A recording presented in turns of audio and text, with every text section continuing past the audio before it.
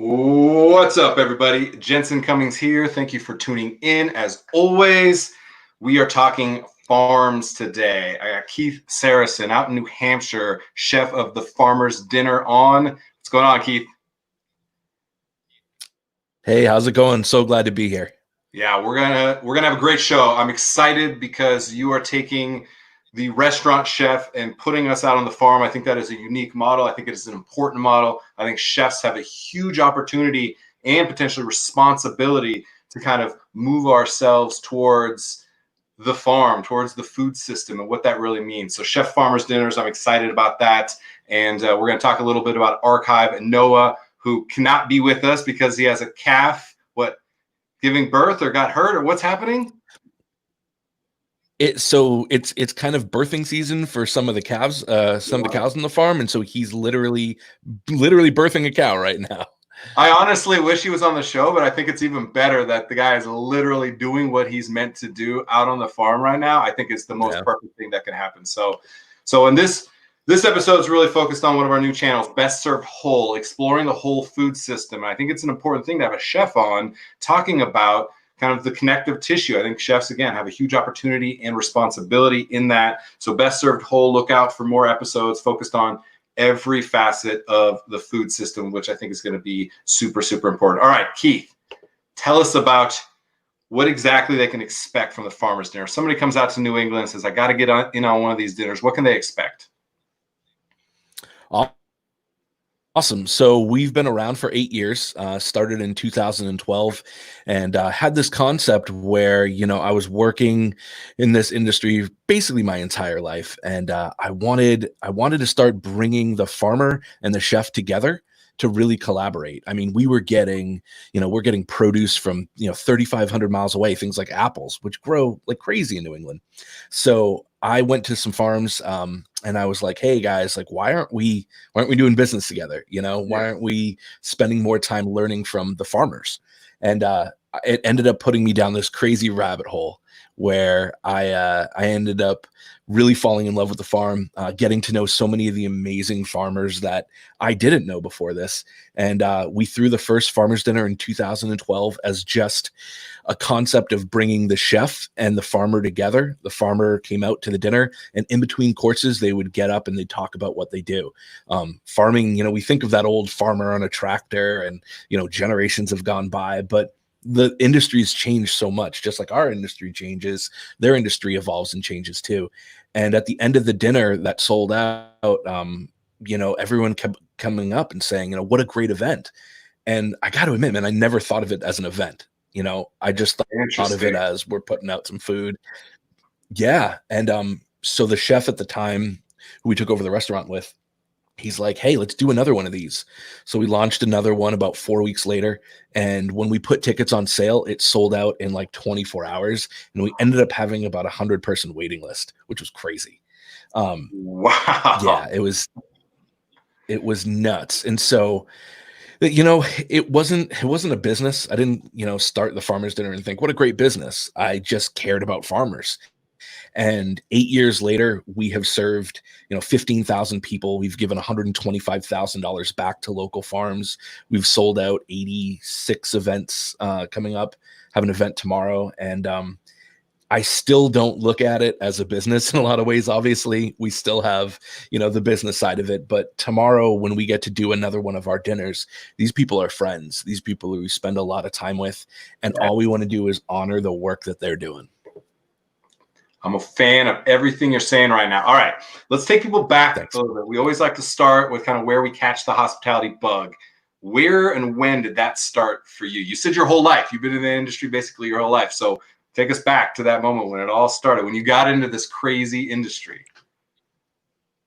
Yeah. I think everyone has that story of when they're little, they decided they want to be a chef. I don't have that story. I was 14 years old.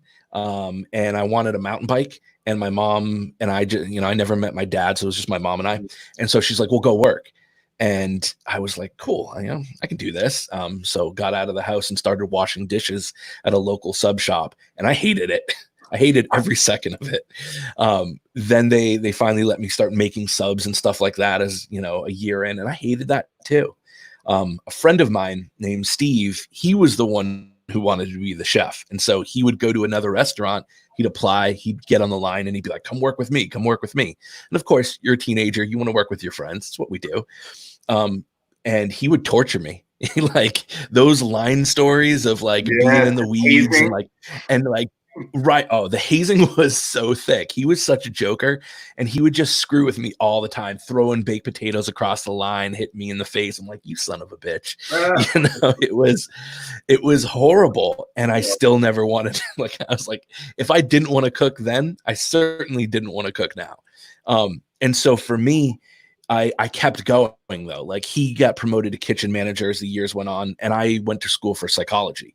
I wanted to be a therapist. Wow. And I guess maybe there's a little crossover there, right? I was just about to hold on. Let's hover on that for a second. It's fascinating to me. Right. You are absolutely in the human capital game. The food is just the end product, but I'm very interested. Psychology, why did you think psychology was the direction you wanted to go? So the first day I ever, this kind of answers the question. The first day you ever get into psychology, my professor was like, you're all here because you think you're broken. And I was like, oh man, like, I was like, it's kind of a slap in the face, but I think we gravitate toward the things, right? We gravitate toward the things that we want to fix about ourselves. And for me, I came from a broken home. And so I wanted to be a marriage and family therapist. I thought that for me was going to be like the thing that helped me heal. And you know, you discover more about yourself through that process. But being from a single family home or a single parent home, didn't have a lot of money to go to school. So that's why I kept working in the kitchen. It was a way that I could go to school, and then at night I would just cook, and, you know, work my ass off.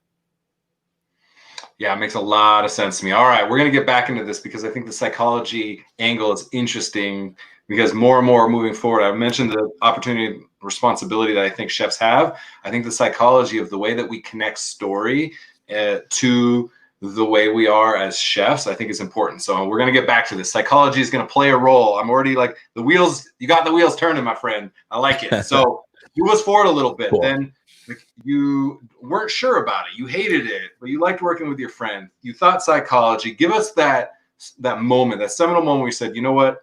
I'm going into the hospitality industry as my profession, as my career. When was that for you?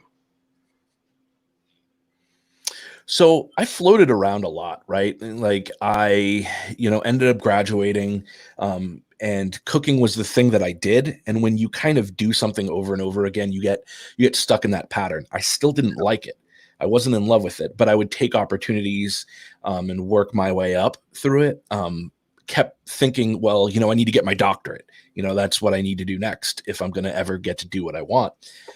And so my buddy Steve excelled. He was doing really, really good. And he ended up taking a bunch of different jobs that weren't in the cooking field, and we stayed in touch. He ended up moving away. And one day I got a phone call where he said, hey man, I haven't been feeling very good. And I'm like, what's going on? And he's like losing a lot of weight and all that stuff. Finally, you know, after months, goes to the hospital and he has stage 4 cancer. And, you know, Steve was like a brother to me. And, you know, I think it's those times where you get rocked to your core, you kind of have to stop and be like, well, what's going on? So I fly down to North Carolina, spent a bunch of time with him. And I would cook, and I would end up cooking a lot of comfort food. You know, we both love eating, clearly. And, you know, it was a major part in our lives. And he would say, hey, can you cook me that thing that you used to make? Because we used to live together for a while. And I'd be like, yeah, I'll make that chicken dish. And, you know, I'll make that. And, you know, that was the moment where I understood that cooking is more than just being a jackass on the line. Yes. It's more, you know, we cook because, like Thomas Keller says, you know, chef says, you know, we cook to nurture. And that was a pivotal moment in my life where I realized this is something that I'm okay at. I don't think I was ever a great chef. You know, I think I had a decent palate and some drive, but that moment changed my life. I ended up going back after visiting with him, and I said, you know, I gotta do a change. I gotta change this up. You know, food matters. So I started really researching farms. Steve passed away about 9 months after that. And, you know, when I threw the first farmer's dinner, I kept thinking of him, you know, and then when subsequently this thing started going, I kept thinking of his dreams and how he wanted to open a barbecue shop and do all that stuff. And I think when somebody so close to you passes, you think about legacy a lot. You know, you think about how can I honor that person? And in a lot of ways, the farmer's dinner was that for me. It was honoring Steve. It was honoring the farmers. And that's when I realized this is what I'm doing. Like it kind of all connected. I'm like, I can give back and share these stories, and it makes a huge difference. Yeah. Once again, I mean, it's not what's on the plate, is who gets it to the plate, including who got you to the point that you were able to put the food on the plate. Like the ethos of that, it's purpose, and that purpose fuels your passion. Sometimes we have passion first and we're a little too passionate and we forget like what our purpose. We don't have that anchor to keep us tethered, to keep us grounded, and then we go off the deep end. I've done it many times where, you know, I was always aspiring, but I didn't know what I was doing it for except to win or be the best. So I like that you from the get very much had that anchor, and it was a human being. And again, the psychology for you is like, I need a human to tether me to a purpose. I love it. I knew that this was going to connect the dots. Thank you for that. And thank you for sharing. That's really important message for all of us to hear, is like why you do what you do and who it is you're doing it for, who it is you serve, like really, really matters. Let's talk about the farms, because they really matter. You're trying to use your platform to share the stories and the work of people on the farm who don't get out there and mingle with the who's who of the New England scene, right? They are on the farm. They are birthing a calf today. They're on the farm. So you, using your voice, your message, your skill, are kind of bringing attention to them. Let's talk about that a little bit. Noah and what they're doing at Archive Farm. Touch on that. Why specifically them? Give us a little bit of why Noah is such a good partner for you.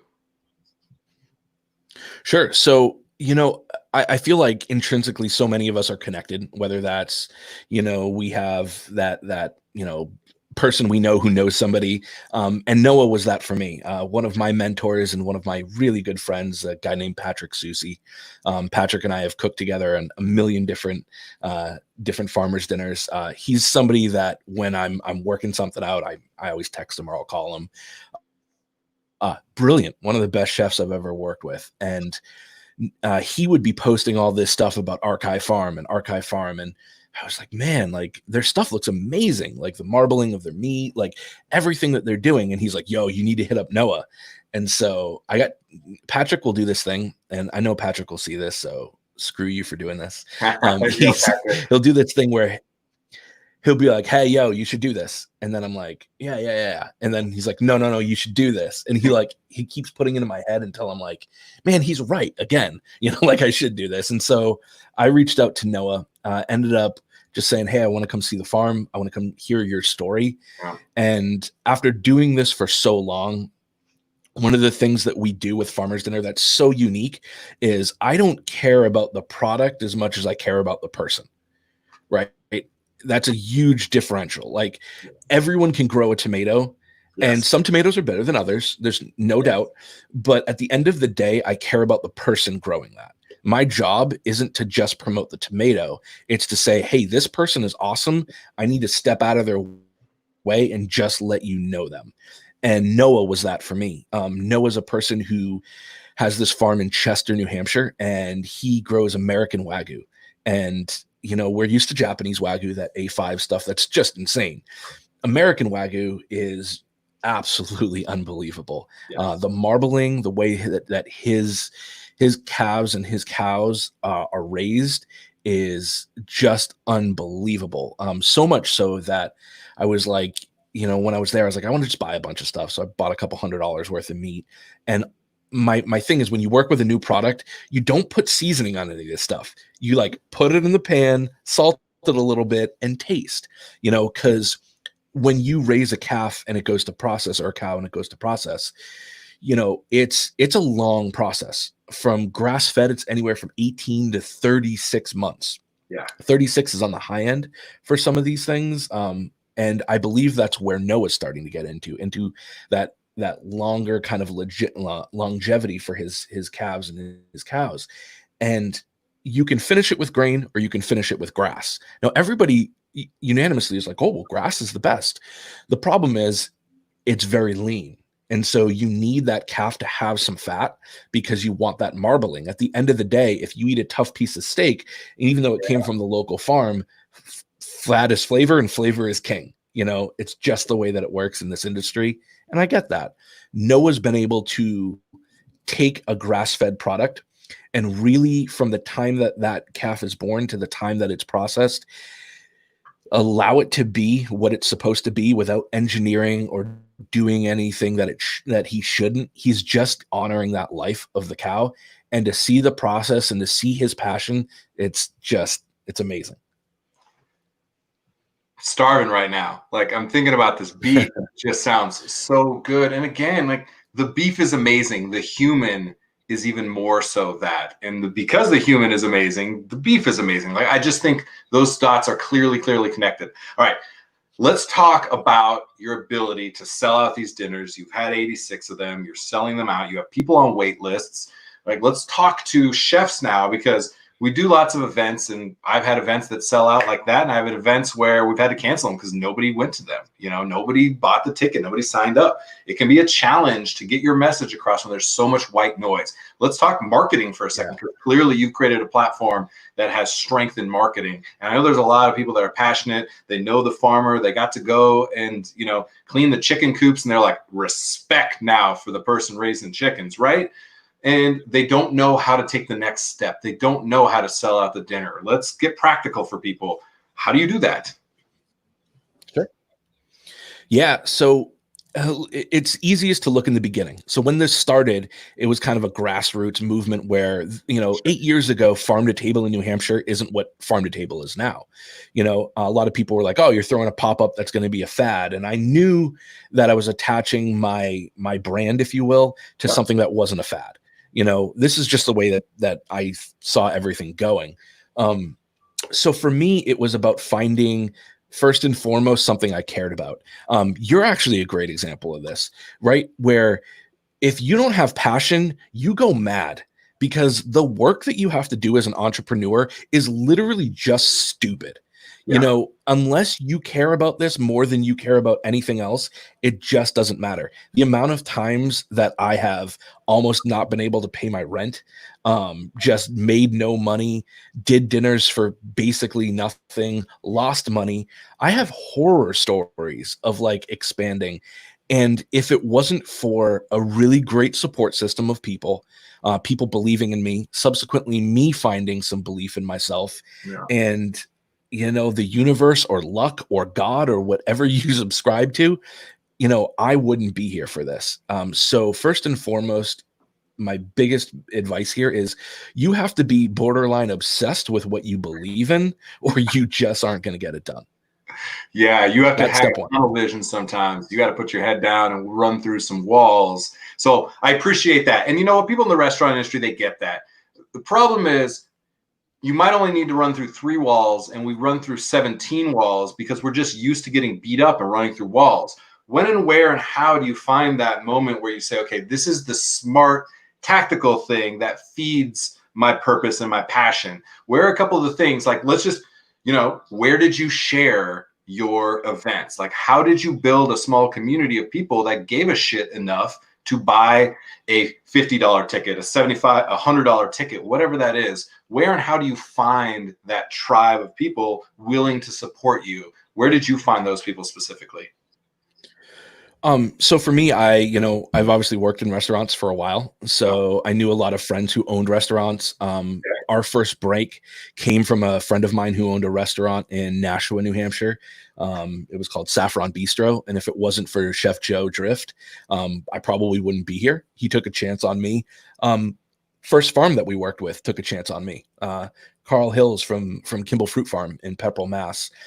I ended up walking up to his farm just saying, hey, I have no money and I want to do this dinner to honor you guys, but like, can you donate food? And like, that's a slap in the face of your entire message, you know, looking back in it. After he said yes, and that's huge. So I couldn't thank him enough, and I still try to honor him all the time. And, if it wasn't for him taking a chance on me, I wouldn't be here. After, there's a great saying, success breeds success. Yes. I know that you see it with what you're doing right now, because you're blowing up. You're doing such an awesome job. Like, every time I see you, it's hustle, hustle, hustle. And that's what it takes. But at the same time, one of my biggest recommendations is, it is not about that destination, right? So for me, I got started on Facebook. I created a Facebook page, all the stuff that you guys know how to do. This isn't earth-shattering stuff. I created a mailing list. I used MailChimp until I couldn't put any more subscribers on there. Then I started to pay for it. Like, these are things that that one little Google search in 10 minutes, you know how to do. What they don't teach you how to do is stop watching TV. Stop playing video games. Stop having a social life and just hustle. Like, that's what it takes. Some of my favorite people in this world right now, my old business partner, he's hustling his ass off. Wow. Like, it's what you need to do. If you guys think that it's just put up a Facebook page and people start clamoring at what you're doing, no. You know how many more people in this world are more talented than me? Shit, almost everyone. The only thing that makes me different is I'll out hustle you. I'll outwork you. Like, when you guys are going to sleep, I'm waking up saying, okay, what can I do to be better? That and giving a shit. It's about looking the people who pay money, whether that's $1 or $1,000 to what you're doing, realizing that some people in our dinners can go there every single time. We have regulars who, holy crap, they have supported us, and I can't thank them enough. There'll be people who can afford one of our dinners, and I won't see them again. Yeah. No matter what, those people are the same to me. The minute you put $1 into this company, it's my responsibility to do the best job I possibly can to let you walk away saying, that changed my life. Let's go, Keith.